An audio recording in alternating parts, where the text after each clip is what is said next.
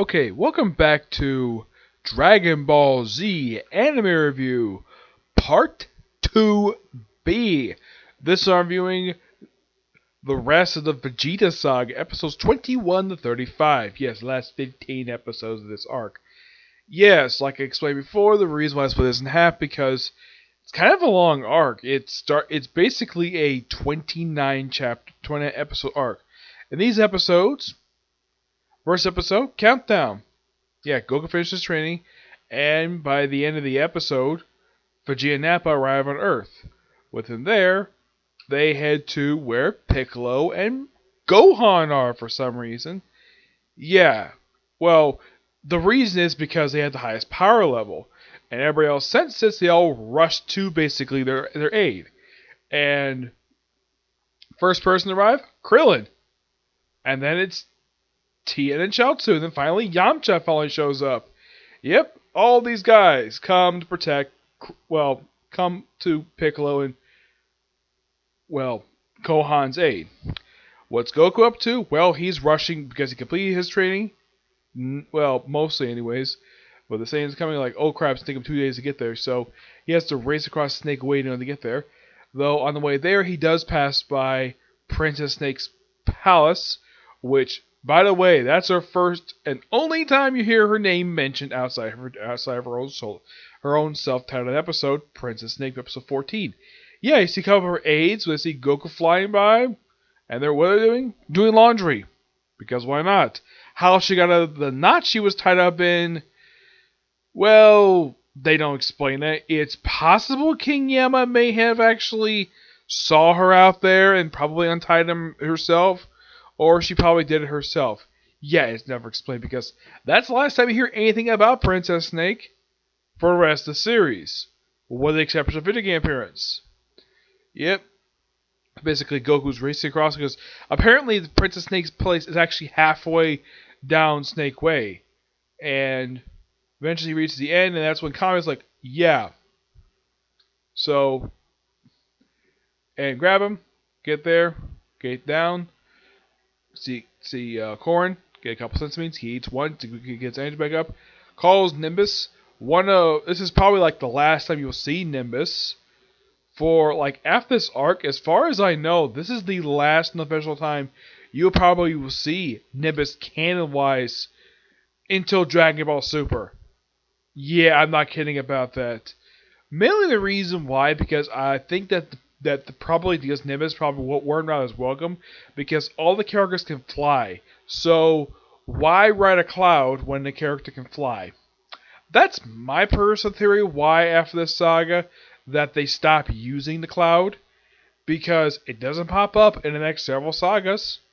Nope, nobody about to use the damn thing. Yeah, not even Gohan when he was young. Nothing I can think of, no. So, it takes Goku a while. It takes him into episode, I believe it's toward the end of episode like 27. It takes him 6 episodes to finally show up. And at that point, bad stuff happened. Okay, first they arrive, and of course they briefly try to take a nap, but like, okay, let's have a contest. Oh, this is actually before Tien, Chaozu, and Yamcha showed up. Initially, Krillin showed up, so what do they summon? Cybermen! Yes, Cybermen, these green little creatures. And no, the name itself is completely related to the Cybermen from Doctor Who. Yeah. Where these creatures came from, it's assumed that they picked up some planet they went to, and according to Nappa, these creatures have the same power level as Raditz. Yeah, they do. So, oh yeah, and one thing interesting with these guys can split their own heads open and shoot out acid. I am not kidding about that. Yep, so they first take on Yamcha. Yamcha gets beaten, but he beats it. But like, okay, maybe he's done. Nope, he's not done. He gets up and he self-destructs, killing Yamcha. Right there. By the way, his body never moves for the rest of the saga after this. Yeah, his body stays in the same place. And apparently, get this pose that Yamcha is in, apparently became a meme after this online a decade later. A freaking pose, basically anime pose in Yamcha's death pose. And then we have TN basically going freaking nuts, like eliminating. I think it's not TN. I think it's actually Krillin, who goes nuts and eliminates all the rest of the Cybermen except for one. Yeah, there was actually one who survived, but that was eliminated by TN. TN, of course, takes on Nappa next, and he tries many different things. Nappa, at one point, chops off half his freaking arm, and they don't do the whole thing in the previous arc where they don't have the character say, "Where's my arm? Have you seen it? It's green." Yeah, I'm so happy that Nappa didn't pull that stupid thing. That was a really dumb line for Reddit to say. Especially as basically Killer can grow back his freaking arm. And then he tries to use his various attacks on him. And then Chaozu basically tries his turn to take him on. Basically, he's like, because he's so small, basically takes him in the air. And then he self-destructs. And the only thing remaining from him is his hat. Yes, his hat. Not any of his body, just his hat. It did do a little bit of damage to Nappa's outfit. Yeah. So, eventually, due to exhaustion, of course, Tien, eventually gets killed by Nappa. And, of course, after killing these three people, they realize, though, oh, they're waiting for Kakarot, aka Goku. We'll give him 3 hours. And then after like an hour, Nappa's like, I'm bored. Can I just burn off some energy by killing people? Vegeta's like, sure, go ahead. And what does he do? Well, during his period of time, whenever reporters show up, he always had to blast them. I'm like, okay. Now, I have heard in the Ocean dub for some reason, and he does this also where he destroys some military jets, where I think it's Krillin said, I can see their parachutes. Even though that he can't really see them. Yeah, that was Ocean Dub basically being stupid. Yeah. And thank God that they do use the stupid line of, oh, too bad it's Sunday, otherwise those buildings would be full. Yes. Ocean Dub basically was known for putting in stupid lines. Oh, here's another one basically they were known for. I found out this stuff from Phalos.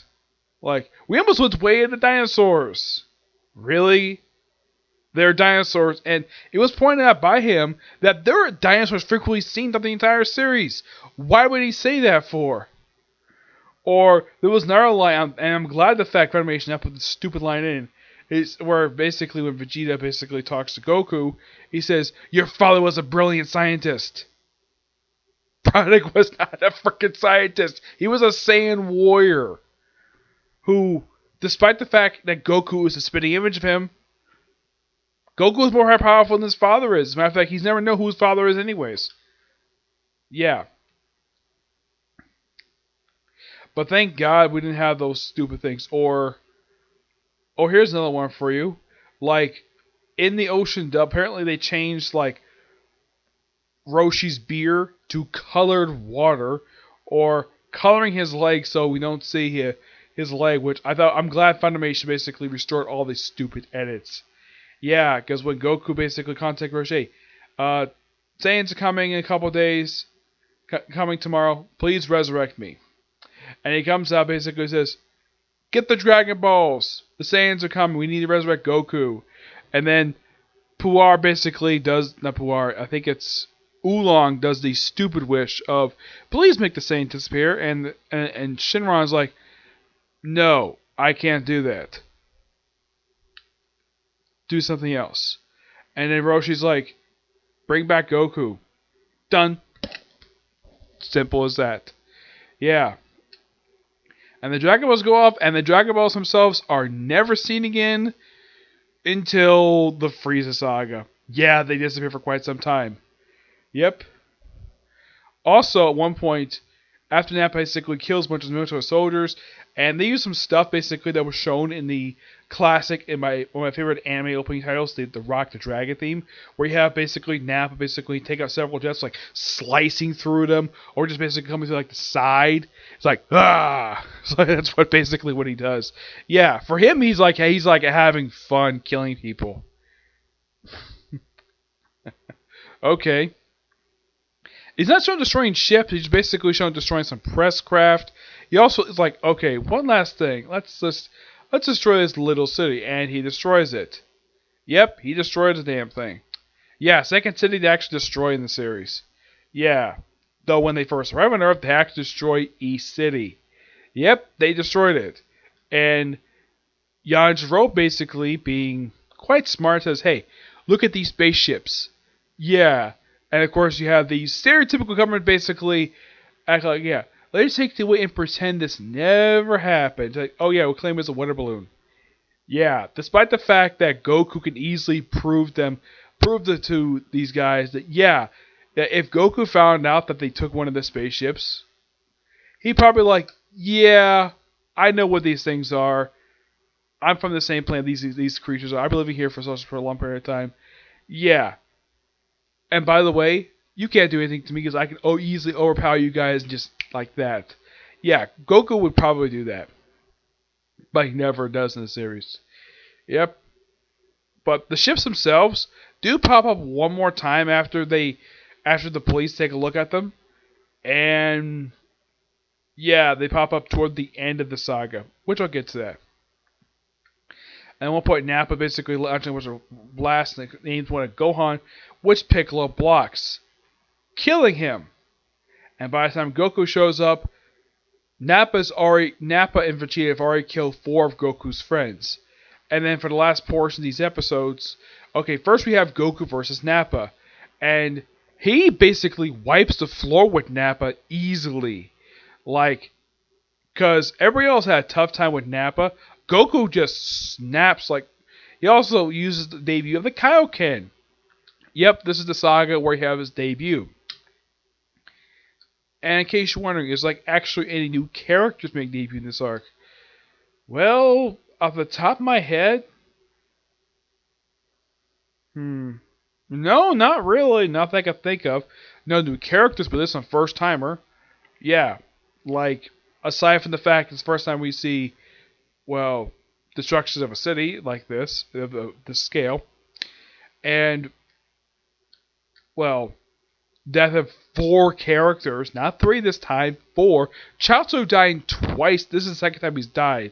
Though he did die one more time in the series, though it was done off screen, mind you. Yeah, in case you're wondering, like, how long did these 4 remain dead for? Piccolo, not very long. He's brought back the very next season. The other 3, yeah, they're not brought back until season 3.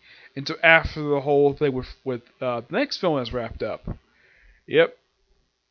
And once Nappa, because the fact he couldn't beat Goku, of course he also took time to take off his part of his Saiyan uniform and fights him shirtless. Yeah, and I thought it was so funny they call Nappa the ugly man. He is kind of ugly, though I think any female viewer would see that Vegeta is very handsome. Bulma does later on, and that's why they got married and had 2 kids together. Yep. So of course Bulma is grieving over Yamcha's. Of course Roshi's quite nice, but until he decides to sour the mood by rubbing Bulma's butt. Yeah. For some reason, Roshi's got a fetish for her in launch. Yeah. And this is a question I have been asking myself, like, okay, he does this at launch as the Bulma. Why is he doing the Chi-Chi? Why isn't he the perfect stuff to her? Well, there's actually a pretty good reason for that. This is just my personal theory of why he does do the perfect stuff to Chi-Chi. Well, the biggest reason is because she's a daughter of one of his students.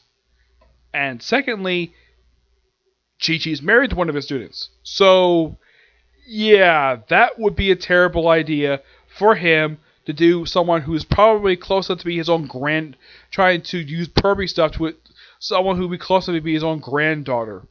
Even he wouldn't do something stupid as that. Bulma is not even related to him at all, and he never trained her father. Of course, her father is a brilliant scientist. Yeah, Dr. Brief is actually a scientist. He's actually a brilliant scientist. He's a genius. Though he's kind of also a pervert, despite the fact that he's married to a beautiful woman. Yeah, despite the fact he's married and has a smoking hot daughter, he still reads porn magazines. He's probably thinking, what else is old man to do? Like, okay, Dr. Brief, you have a beautiful wife. Make her happy with more kids. Yeah. And of course, well, everybody's watching TV first, basically the whole fight. And then when the TV crew was killed by Nappa, that's when Baba shows up. Yep. And here's the thing. The other people who have met Fortune Baba, now, Chi-Chi kind of remembers her, but as far as I know, Turtle has never met her. I think Turtle does know who she is, but Ox King has never met her before.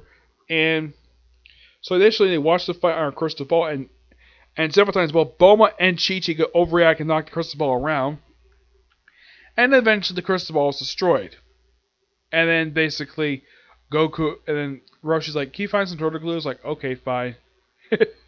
Of course she would boss around her younger brother, because of course she can. And apparently, here's kind of thing also about Baba. Apparently she's barefoot. Yeah, because when Chi-Chi picks her up, you don't see her wear any shoes. Which I'm like, that's interesting. I would have thought a woman of her size would wear shoes. Yeah, and if I look at her toes, they kind of look like baby's toes. Yeah. So, that's actually the first time you see Baba's feet in the series, because when you see Forza Baba, basically, she looks like a stereotypical witch, and she always rides a crystal ball around, though a crystal ball is broken, though she gets a new one later. Don't worry about that.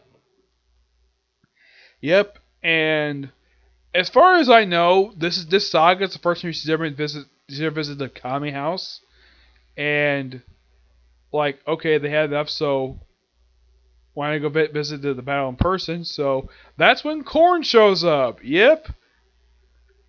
Making his first appearance outside of Korn Tower. Yeah, this is the first time he's ever left the tower. And he takes the ride with Bulma. So basically, it's just Bulma, Roshi, Chi-Chi, and Korn. Yeah, Oolong, Puar, and Ox King to stay behind. What happens to the actual battlefield? Well, Goku and Vegeta basically fight for a good period of time, and then Goku uses Kaioken, which nearly shreds his body, and then basically, of course, because Vegeta had pretty bad damage to his outfit. Also, they got like the bomb ring he was wearing. Yeah, I'm not sure what was the purpose of that. So he looks like, where is the moon?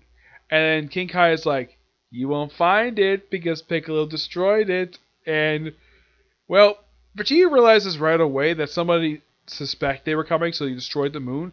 So he created his own artificial moon based upon, well, according to Vegeta, this is actually not the first time this has happened to him, where they actually have had problems where they can't find a moon so they can transform into an Ozaru. Yep, so he transforms, and he's able to he's not mindless, like when Goku did it. And Goku realizes though that yeah, he's the one who destroyed he'll attack the first martial arts tournament, and he also killed his grandfather. Yeah, he finally realizes that 30 episodes of the DBZ. It took him 10 years to realize that. Actually, a little over 10 years. Yep. And Yajirobe shows at the battlefield, of course, after Krillin and Gohan go off. They get far enough and they realize that, yeah, they should head back, and then they realize, though, like, okay, of course, Goku tries to use the Spirit Bomb, but it gets knocked away, but still has energy. But don't worry, get the Spirit Bomb soon. This is actually the first appearance of the Spirit Bomb.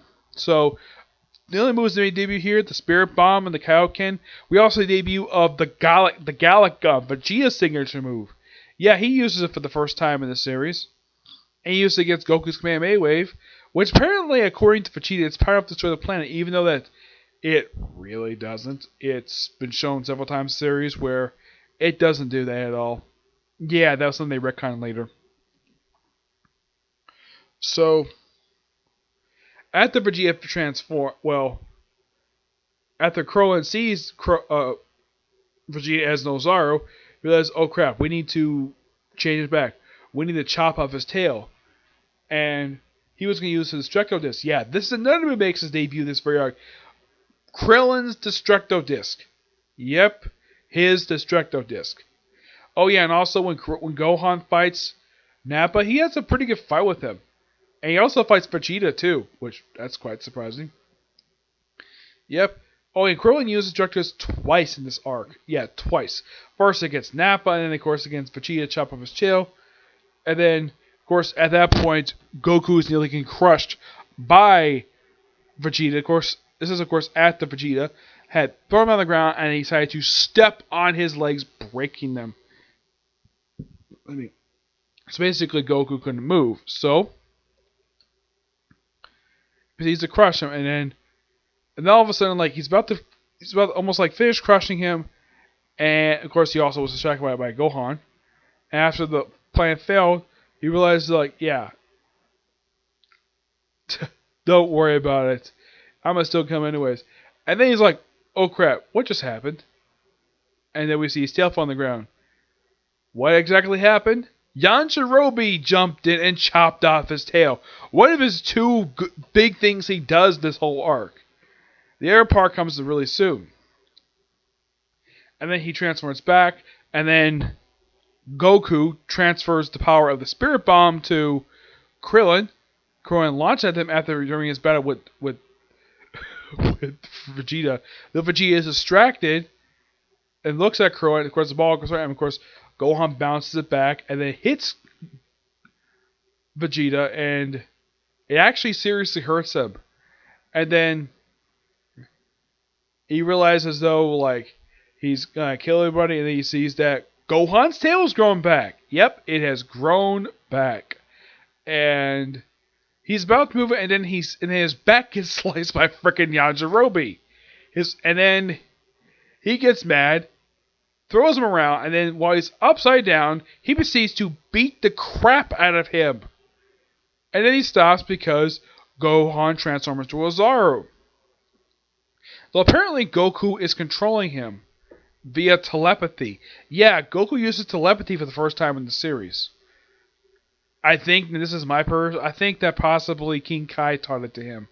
That's my personal theory. So, yeah. So Vegeta fights off the Gohan Ozaru briefly, and he knocks and removes his tail, and that's the last time you see Gohan's tail, because that's also the last time you see any Ozaru transformation to GT. Yep, and then after the thing is removed, of course, Gohan is completely naked. He's like, okay, I've had enough. So he proceeds to pull out a remote out of his uniform, press a few buttons, and the ship comes right to him. And of course, Yajirobe gives Krillin the idea, use my sword. And then he's like crawling over to his spaceship because he's like really injured. And then Krillin's about to kill him, and then Goku stops because he wants to give him mercy. And he's like, after basically a very convincing conversation, he's like, okay, fine. Of course, he mentioned that. Of course, this is also the first time we hear him mention, and one time mention of King Piccolo in the series. Yep, as far as I know, this is the only time we mentioned him. Aside from maybe King Fury probably mentioned later, but yeah, that's the last time we hear him mentioned. Yep. Of course, they mentioned having Piccolo Jr. arc. And Vegeta gets back in his ship and says, when I get back, I'll kill you all. He doesn't, because he turns good after this. Yep, he goes off to space, and don't worry, that's at the last you see if he comes back to the next arc. Yep, and then the arc ends with Krillin, Gohan, and Goku just in a circle. Of course, Gohan is basically still unconscious. Of course, Gohan's on top of Goku, and Gohan just sits by him and like, yep, that's simply it. That's the arc. And it's a pretty happy note, but don't worry, there is an aftermath set episode that leads to the very next arc of the series, the Namek Saga. Yeah, that's pretty much it. It's good saga. Yeah, but don't worry, the next two of the next three sagas are really long. The next saga of the series, Namek Saga, is the second longest arc of the whole series. 32 episodes long. Wow, really freaking long. Yep. So yeah, that's it for this particular review. I might have like maybe a couple videos tomorrow, probably another part for this. Maybe I go back to do probably do another part thing for ReZero, probably do more videos for ReZero, and I'll probably also review a new chapter of Fire Force tomorrow. Okay, see you next video. Bye.